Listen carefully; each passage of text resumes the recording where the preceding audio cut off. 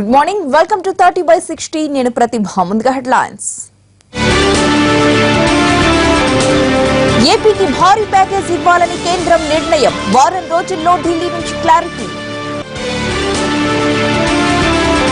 హోదా విషయంలో రాజీ పడేది లేదు. కేంద్రం కసరత్తుపై చంద్రబాబు. కుంభవృష్టితో కుదేలైన హైదరాబాద్. తెలంగాణకు మరో 3 రోజులు వర్ష సూచన. వాహనదారుల నెత్తిన పెట్రో బాంబ్. చమురు కంపెనీలపై జనాగ్రహం.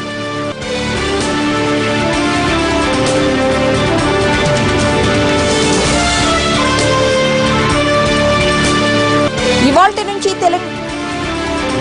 కలకలం రేపుతున్న ఆప్ మంత్రి అశ్లీల వీడియో.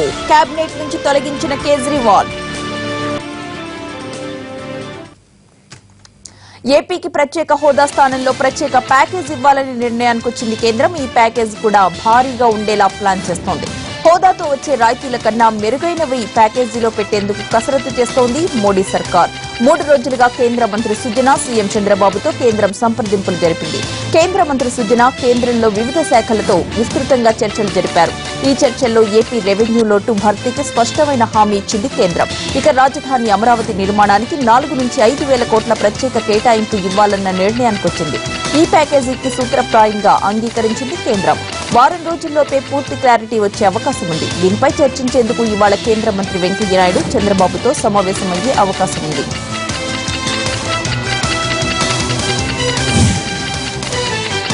ప్యాకేజీకి సంబంధించి ఢిల్లీ నుంచి వస్తున్న సిగ్నల్స్ ను పార్టీ నేతలకు వివరించారు చంద్రబాబు. కేంద్రం సంప్రదింపులు జరుపుతోందని చెప్పిన సీఎం ప్రత్యేక హోదా విషయంలో రాజీ పడేది లేదని స్పష్టం చేశారు. హోదాతో పాటు పోలవరం, రాజధాని నిర్మాణం, ఆర్థిక లోటు భర్తీ, బుందేల్ఖండ్ ప్యాకేజ్ తరహా డిమాండ్లను కూడా కేంద్రం నెరవేర్చాలని డిమాండ్ చేశారు బాబు. అయితే హోదా కుదరదు, ప్యాకేజ్ ఒక్కటే తీసుకోవాలంటే బాబు ఏం చేస్తారనేదే ఇప్పుడు ఆసక్తికరంగా మారింది.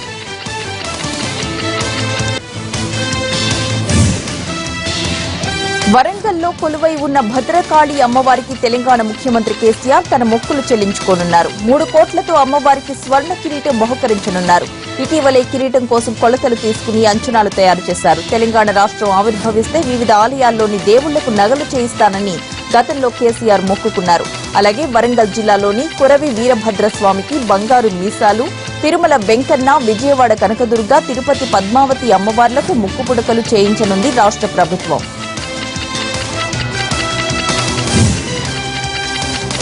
డిప్యూటీ సీఎం కడియం శ్రీహరి ఇవాళ ఢిల్లీకి వెళ్లనున్నారు. కేంద్ర మానవ వనరుల అభివృద్ది శాఖ మంత్రి ప్రకాష్ జవదేకర్ తో భేటీ అవుతారు.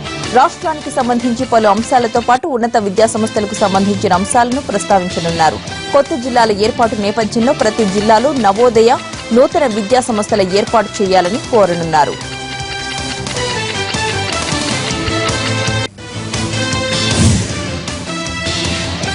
ఎంసెట్ 2 లీకేజ్ నేపథ్యంలో ఎంసెట్ 3 పరీక్ష నిర్వహణకు సర్కార్ పక్కాగా చర్యలు చేపడుతోంది.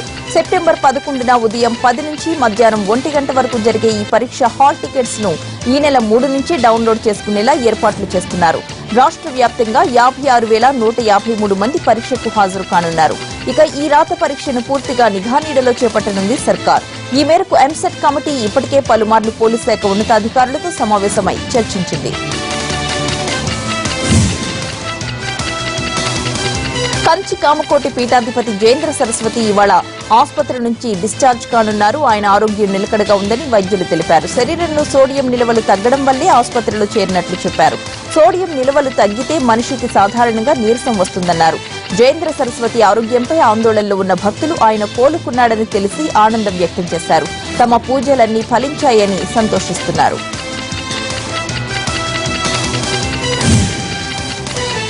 తెలుగు రాష్ట్రాల్లో మరో 3 రోజుల పాటు ఒక మోస్తరు నుంచి భారీ వర్షాలు కురిసే అవకాశం ఉందని వాతావరణ శాఖ అధికారులు తెలిపారు. అల్పపీడనం ఉపరితల ఆవర్తన ప్రభావం కొనసాగుతోంది. హైదరాబాద్ లో కురిసిన ఒక్కరోజు వానకే హడలిపోయారు జనం. ఇప్పుడు వాతావరణ శాఖ హెచ్చరికతో మరింత భయం పుడుతోంది. గత 15 ఏళ్లలో ఎన్నడూ చూడనంత భారీ వానలు పడతాయని హెచ్చరించింది. ఒక్కరోజుకే గడగడలాడిపోతే ఇక 3 రోజులు ఇంతకంటే భారీగా కురిస్తే పరిస్థితి ఇంకెంత భయానకంగా ఉంటుందోనని భయం వెంటాడుతోంది.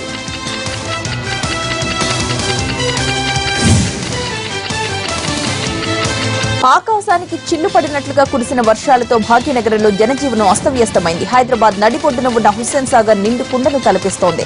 దీంతో అధికారులు తూములను తెరిచి వరద నీటిని దిగువ ప్రాంతానికి వదులుతున్నారు. హుస్సేన్ సాగర్ నాలాలకు సమీపంలోని లోతట్టు ప్రాంతాల ప్రజలు అప్రమత్తంగా ఉండాలని నగర మేయర్ బొద్దు రామ్మోహన్ విజ్ఞప్తి చేశారు. మరోవైపు ఎప్పుడూ లేని స్థాయిలో సాగర్లో నీటి మట్టం చేరడంతో చుట్టుపక్కల ప్రాంతాల్లో నివసిస్తున్న ప్రజలు ఆందోళన చెందుతున్నారు.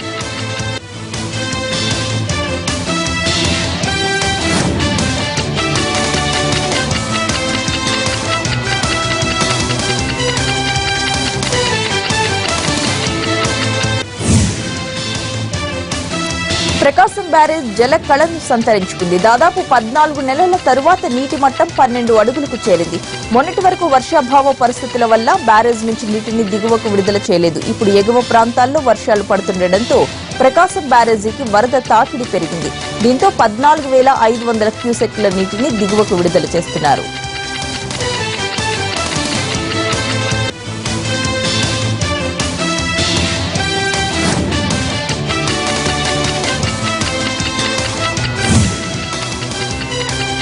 పులిచింతల ప్రాజెక్టులోకి భారీగా వరద నీరు చేరుతోంది. ప్రస్తుతం ప్రాజెక్టులో 12 టీఎంసీల నీరు ఉంది. ప్రాజెక్టులోకి వరద నీరు ఇంకా వస్తుండటంతో ముంపు గ్రామాల ప్రజలను పునరావాస కేంద్రాలకు తరలిస్తున్నారు. పోలీసులు, రెవెన్యూ సిబ్బంది ముంపు గ్రామాలను ఖాళీ చేస్తున్నారు.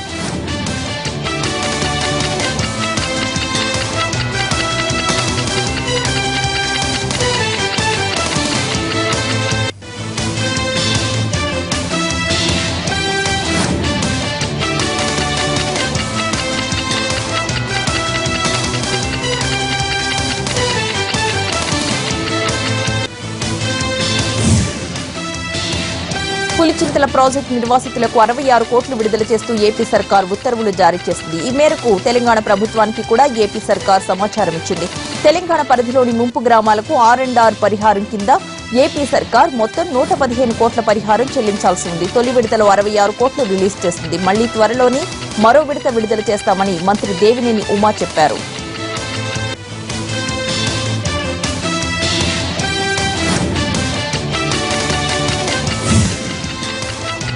గ్రేటర్ హైదరాబాద్ పరిధిలో ప్రస్తుత వర్షాకాల సీజన్లో శిథిలావస్థలో ఉన్న 239 భవనాలను కూల్చివేసినట్లు కమిషనర్ జనార్దన్ రెడ్డి తెలిపారు. నగరంలో మొత్తం 1997 పురాతన భవనాలు ఉన్నట్లుగా గుర్తించగా ఇప్పటికే 1000కి పైగా బిల్డింగ్లను కూల్చివేశామని పేర్కొన్నారు. మరో 93 పురాతన భవనాలకు యజమానులు పూర్తి స్థాయిలో మరమ్మతులు చేపట్టారని అన్నారు. శిథిల భవనాల్లో ఉంటున్న వారిని ఖాళీ చేయించడం, మొండికేస్తున్న వారికి అవగాహన కల్పిస్తున్నామని జనార్దన్ రెడ్డి తెలిపారు. ఇవాళ కూడా స్పెషల్ డ్రైవ్ కొనసాగనుంది. తెలంగాణ నిరుద్యోగులకు శుభవార్త. వారంలో గ్రూప్ 2 టీచర్ల నోటిఫికేషన్ విడుదల కానుంది. దీనిపై సీఎం కేసీఆర్ తో సమావేశమయ్యారు టీఎస్పీఎస్సీ చైర్మన్ ఘంటా చక్రపాణి. పాత నిబంధనల ప్రకారమే పోస్టుల భర్తీ ఉండనుంది. కొత్త జిల్లాలు, జోన్ల వివాదంపై స్పష్టత ఉందన్నారు చక్రపాణి.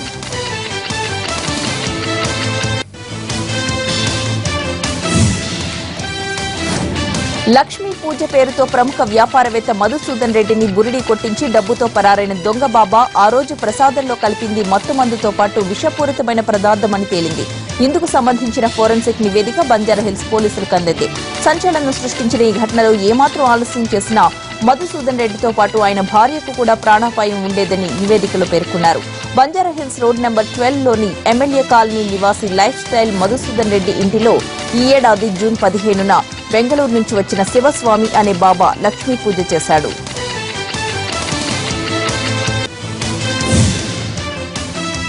నయీం ఎన్కౌంటర్ తరువాత అతని అనుచరుల అరెస్టుల పరంపర కొనసాగుతూనే ఉంది. ఇప్పటికే ఈ సంఖ్య 50కి చేరుకుంది. తాజాగా మరో అనుచరుడు కోర్టులో లొంగిపోయాడు. పహాడీ షరీఫ్ పోలీస్ స్టేషన్ పరిధిలో నమోదైన భూ ఆక్రమణ కేసులో శ్రీహరి 3వ నిందితుడు. రంగారెడ్డి జిల్లా కోర్టులో శ్రీహరి లొంగిపోయాడు. అతనికి 14 రోజుల జ్యుడిషియల్ కస్టడీ విధించింది కోర్టు. భూమిని ఆక్రమించడంతో పాటు భూ యజమానిని బెదిరించింది నయీం గ్యాంగ్. ఈ కేసులో నయీం మొదటి నిందితుడు కాగా 2వ నిందితుడు సంజీవ్ రెడ్డిని ఇటీవలే పోలీసులు అరెస్ట్ చేశారు.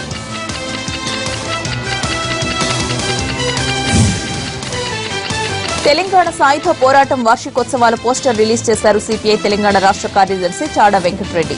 సెప్టెంబర్ 11 నుంచి 17 వరకు ఈ వార్షికోత్సవాలు జరగనున్నాయి. తెలంగాణ సాయుధ పోరాటం వల్లే భారతదేశంలో తెలంగాణ విలీనమైందన్నారు చాడా వెంకటరెడ్డి. విలీన దినాన్ని గుర్తించకుండా టీఆర్ఎస్ ప్రభుత్వం గత ప్రభుత్వాల మాదిరే వ్యవహరిస్తోందని ఆరోపించారు. సెప్టెంబర్ 11న నల్గొండ జిల్లా యాదాద్రిలో ఈ వార్షికోత్సవాలు ప్రారంభించి 17న హైదరాబాద్ లో ఎగ్జిబిషన్ గ్రౌండ్ లో భారీ బహిరంగ సభతో ముగిస్తామని చెప్పారు.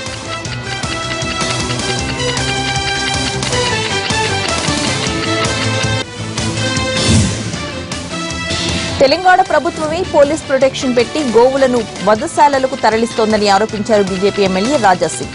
రాష్ట్రంలో ఎక్కడా ఫ్రెండ్లీ పోలీసింగ్ కనిపించడం లేదని అన్నారు. పోలీసులు చట్టాలకు వ్యతిరేకంగా పనిచేస్తుంటే సీఎం కేసీఆర్ ఏం చేస్తున్నారని ప్రశ్నించారు రాజాసింగ్. బక్రీద్ సందర్భంగా గోవుల్ని నగరంలోకి రానివ్వకుండా చెక్ పోస్టులు ఏర్పాటు చేయాలని డిమాండ్ చేశారు.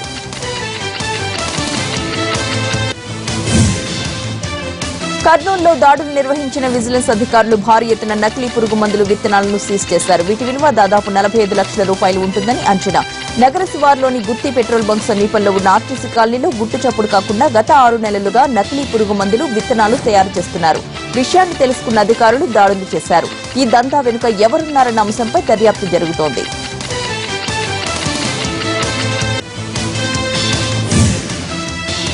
ఎట్టకేలకు కోటి మెటర్నిటీ ఆసుపత్రిలో శిశువుల మార్పిడి వివాదం ముగిసింది. మగ శిశువు రమాదేవికి పుట్టిన బిడ్డేనని డీఎన్ఏ రిపోర్ట్ తేల్చింది. రజితకు జన్మించింది ఆడ శిశువని నిర్ధారించారు అధికారులు. ఈ మేరకు డీఎన్ఏ టెస్ట్ రిపోర్టును విడుదల చేశారు అధికారులు.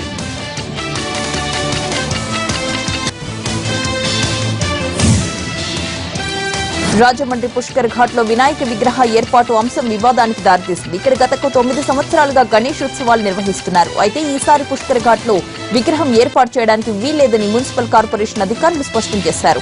దీంతో ఉత్సవ కమిటీ సభ్యులు భక్తులు ఆందోళనకు దిగారు. పోలీసులు ఆందోళనకారులకు మధ్య వాగ్వాదం జరిగింది. ముందు జాగ్రత్తగా భారీ బందోబస్తు ఏర్పాట్లు చేశారు. ఓవైపు మున్సిపల్ అధికారులు అభ్యంతరం వ్యక్తం చేస్తున్నా ఉత్సవ కమిటీ సభ్యులు మాత్రం ఏర్పాట్లు చేస్తూనే ఉన్నారు.